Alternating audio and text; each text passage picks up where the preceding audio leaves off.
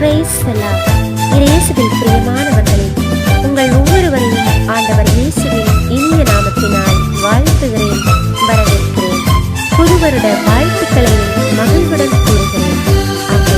பிரியமானவர்களே, இன்றைக்கான இறை வார்த்தைகளது எசாயா 62:3. ஆண்டவரின் கையில் நீ அழகிய மணிமுடியாக திகழ்ந்தாய். உன் கடவுளின் கரத்தில் அரச மகுடமாய் சொந்தம் தேடி தேடி வரும் வேளை சொல்லாமல் சோகம் போகும்.